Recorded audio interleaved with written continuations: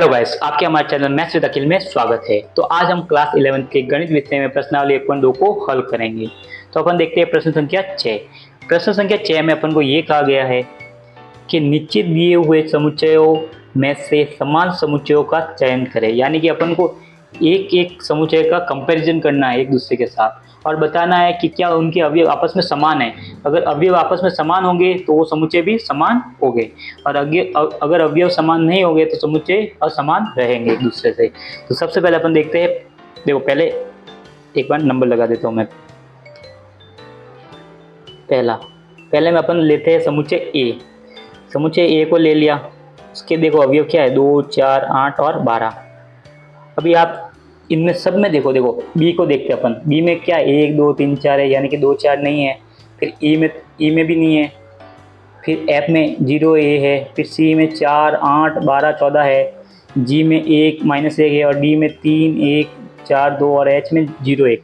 यानी कि ए का कोई भी अवयव किसी के साथ समान नहीं है। यानी अपन इसके पीछे लिखेंगे कि कोई समान समुच्चय नहीं है, कोई समान समुच्चय नहीं है।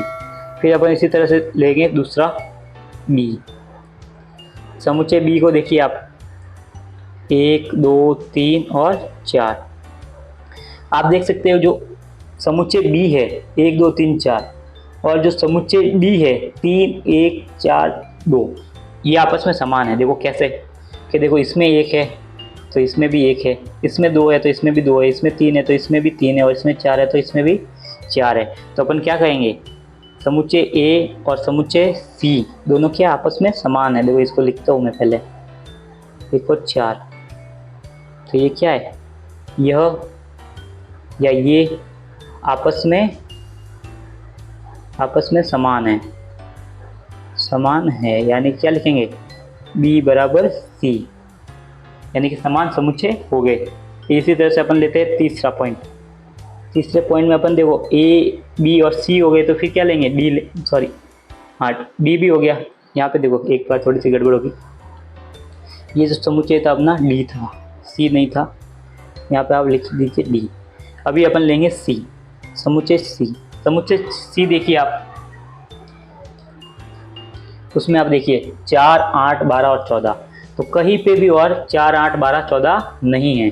तो सबसे पहले समुच्चय लिख दीजिए आप, 4, 8, 12 और 14। फिर अपन क्या लिखेंगे, यही कि कोई समान समुच्चय नहीं है।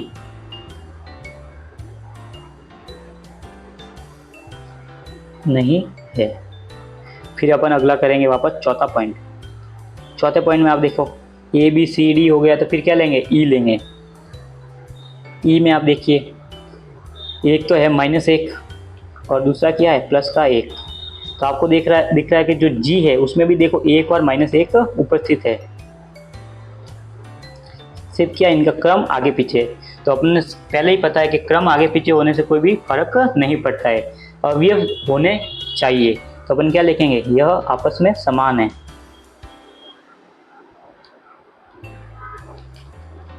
में समान है, यानी अपन क्या लिखेंगे, ई बराबर जी। फिर इसी तरह से अपन करेंगे, पांचवा पॉइंट लेते हैं पहले एक बार। देखो ए, बी, सी, डी, फिर ई हो गया। फिर क्या लेंगे, एफ लेंगे। एफ क्या है अपना, एफ है 0 और ए। तो आपको दिख रहा है कहीं पे भी कि कहीं पे भी 0 और ए नहीं है, 0 और 1 है, पर 0 और ए नहीं है। तो क्या लिखेंगे अपन,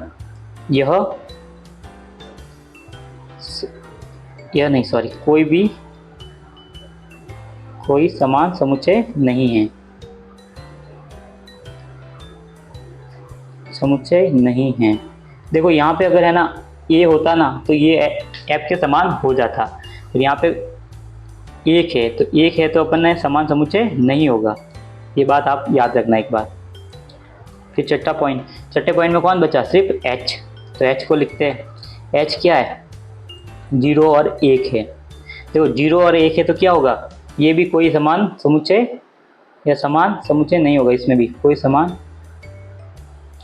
समुच्चय नहीं है।